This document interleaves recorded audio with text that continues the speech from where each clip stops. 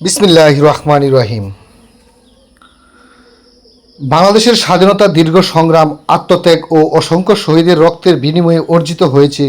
1971 সালের মুক্তিযুদ্ধ শুধু একটি ভূখণ্ডের স্বাধীনতার লড়াই ছিল না, বরং মানুষের অধিকার, মর্যাদা ও আত্মপরিচয়ের সংগ্রাম ছিল। তাই স্বাধীনতা নিয়ে আলোচনা করতে হলে ইতিহাস, তথ্য, প্রমাণের গুরুত্ব বিষয়ে অবজ্ঞা ও বিকৃতভাবে উপস্থাপন করলে তা জাতীয় ঐক্যকে ক্ষতিগ্রস্ত করতে পারে। মত প্রকাশের স্বাধীনতা যেমন গুরুত্বপূর্ণ, তেমনি ইতিহাসের প্রতি দায়িত্বশীলতাও সমান জরুরি। নতুন প্রজন্মের উচিত মুক্তিযুদ্ধের সঠিক ইতিহাস জানা, স্বাধীনতার চেতনাকে সম্মান করা প্রত্যেক নাগরিকের নৈতিক দায়িত্ব। ইতিহাস থেকে শিক্ষা নেওয়াই একটি জাতিকে শক্তিশালিত করে।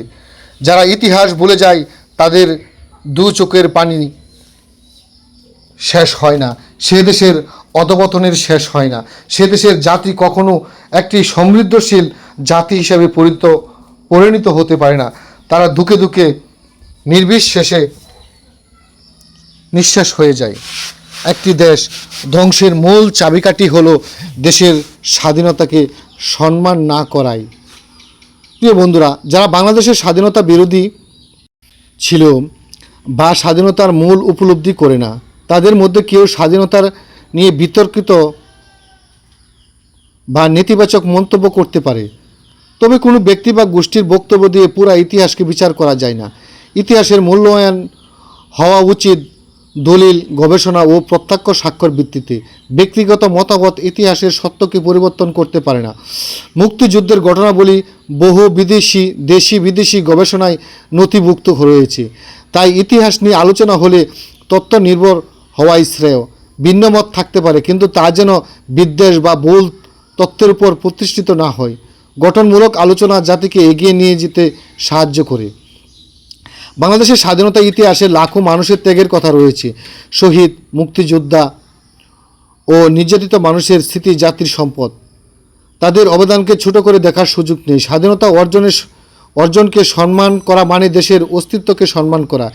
ইতিহাস বিকৃতির চেষ্টা ভবিষ্যৎ প্রজন্মকে বিভ্রান্ত করে। তাই শিক্ষা ব্যবস্থা, গবেষণা ও গণমাধ্যমের মাধ্যমে সঠিক ইতিহাস তুলে ধরা গুরুত্বপূর্ণ।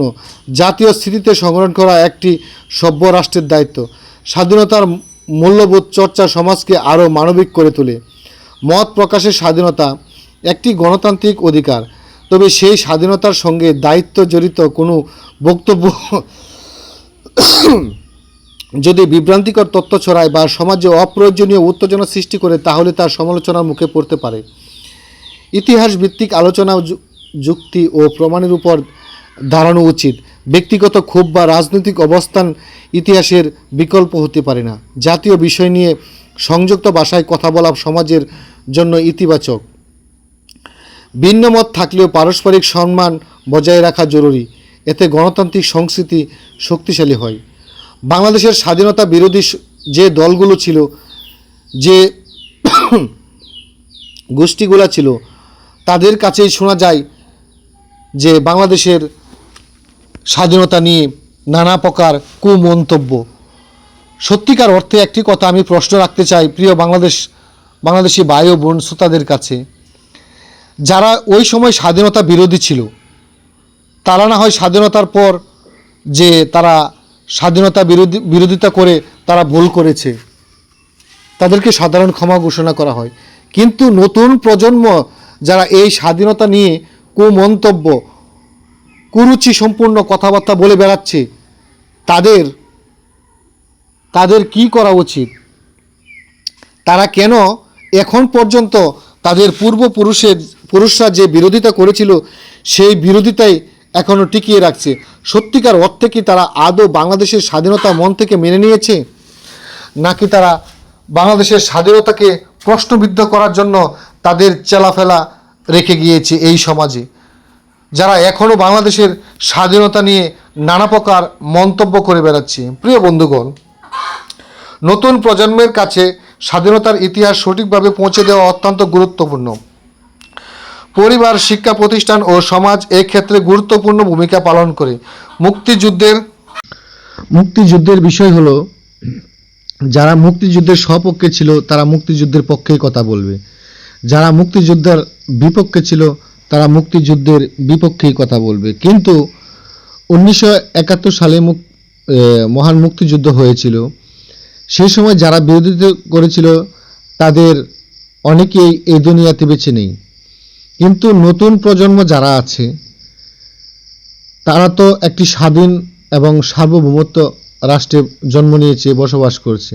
তাদের ভিতরে কি স্বাধীনতা, যে দেশপ্রেমটা, সেটা নেই? স্বাধীনতার প্রেম নেই? তারা কেন স্বাধীনতার বিপক্ষে অবস্থান করে? এটি প্রশ্ন আপনাদের কাছে রেখে গেলাম।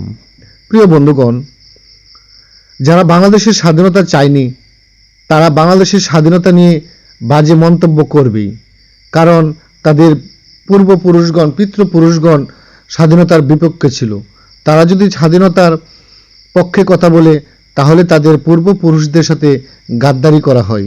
তাই তারা পূর্বপুরুষদের ঐতিহ্য রক্ষার্থে তারা স্বাধীনতার বিপক্ষে কথা বলে। সুতরাং যারা দেশপ্রেমিক, দেশকে ভালোবাসেন, তারা অবশ্যই আমার এই সোনার বাংলা স্বাধীন হয়েছে সেই স্বাধীনতার পক্ষেই কথা বলবেন। প্রিয় বন্ধুরা, বর্তমান সোশ্যাল মিডিয়াতে আমরা দেখতে পাই যে অহরহ দুর্নীতির ঘটনা এবং নির্যাতন, নিপীড়ন, মামলা হামলা, মানুষ হত্যা, এ নিয়ে মন্তব্য কোনো দল বা কোনো পার্টি করতেছে না। সাধারণত আমরা যে দলের সাপোর্ট করি বা যে দল করি সেটা প্রত্যেকের ব্যক্তিগত অভিমত, কিন্তু দেশের স্বার্থে, দেশের জনগণের স্বার্থে, দেশের সার্বভৌমত্বের স্বার্থে আমরা এক হয়ে কথা বলতে হবে। সুতরাং দেশপ্রেমিক কখনোই মুক্তিযুদ্ধ বিরোধী হতে পারে না। দেশপ্রেমিক কখনোই স্বাধীনতার বিপক্ষে হতে পারে না। দেশপ্রেমিক কখনোই একজন মুক্তিযোদ্ধাকে অপমান করতে পারে না। যদি কোনো মুক্তিযোদ্ধা অপরাধ থেকে থাকে তাহলে অবশ্যই তাকে আইন দিয়ে শাস্তি দিতে হবে। কেন আমরা আইনকে হাতে তুলে নিচ্ছি? প্রিয় বন্ধুরা, সকলে ভালো থাকুন, সুস্থ থাকুন, দেশকে ভালোবাসুন, স্বাধীনতার রক্ষার্থে মাঠে নামুন। আল্লাহ হাফেজ। আসসালামু আলাইকুম ওয়া রাহমাতুল্লাহি ওয়া বারাকাতুহু।